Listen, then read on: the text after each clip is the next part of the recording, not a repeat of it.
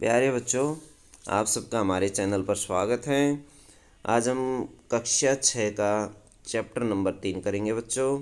Chapter number 3, तंतु से वस्त्र तक। अध्याय के प्रमुख शब्द देखते हैं। सबसे पहले इसमें आए प्रमुख शब्दों की परिभाषा देखेंगे। देखिए, पहली जो परिभाषा है वो रुई की है। रुई कपास के तंतुओं को रुई कहा जाता है। कपास से जो तंतु प्राप्त होते हैं उनको रुई कहते हैं। वस्त्र, कपड़े जो हम पहनते हैं उन्हें वस्त्र कहते हैं। तंतु, धागा बारीक पतली लड़ियों से मिलकर बने होते हैं, इन लड़ियों को तंतु कहा जाता है।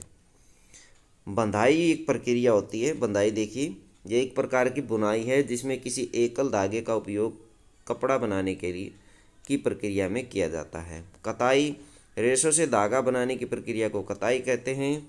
और बुनाई क्या होती है बच्चों?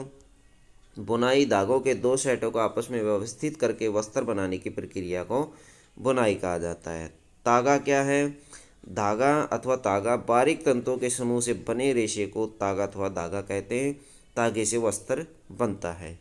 आइए बच्चों, अब इससे इस लेसन के अभ्यास के प्रश्न उत्तर करते हैं। देखिए, अभ्यास का प्रश्न नंबर 1, निम्नलिखित तंतुओं को प्राकृतिक और संश्लिष्ट में वर्गीकृत करें। नायलॉन, ऊन, रुई, रेशम, पॉलिएस्टर, पटसन।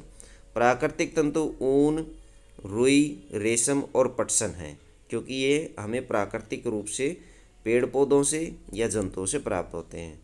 और संश्लिष्ट तंतु बच्चों नायलॉन और पॉलिएस्टर, क्योंकि इनको तैयार किया जाता है, इनको बनाया जाता है मानव द्वारा। कृत्रिम रेशे होते हैं, मानव द्वारा तैयार किए गए होते हैं। प्रश्न नंबर 2, नीचे दिए गए कथन सत्य है अथवा असत्य उल्लेख करें। तंतुओं से तागा बनता है। प्रश्न नंबर 1 देखिए, जो कि असत्य सत्य है बच्चों। क का जो है सत्य आ जाएगा। उसके बाद देखिए बच्चों, तंतुओं से तागा बनता है, बिल्कुल सही है।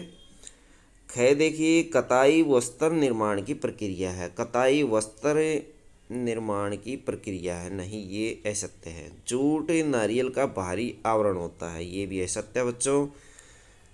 रुई से बिनौले हटाने की प्रक्रिया को ओटना कहा जाता है, ये सत्य है बच्चों। ये क्या आ जाएगा? ये सत्य है। घ जो आपका सत्य है।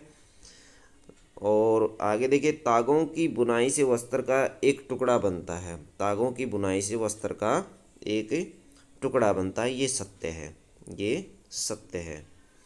रेशम तंतु किसी पादप के तने से प्राप्त होता है, ये असत्य है बच्चों। पॉलिएस्टर एक प्राकृतिक तंतु है, ये असत्य है। ये प्राकृतिक नहीं होता, ये संश्लिष्ट होता है। रिक्त स्थानों की पूर्ति कीजिए। रिक्त स्थान भरिए खालिस्तान और खालिस्तान से पादप तंतु प्राप्त किए जाते हैं। किससे प्राप्त किए जाते हैं बच्चों? इसमें आप भर देंगे कपास के पौधे और पटसन के पौधे से।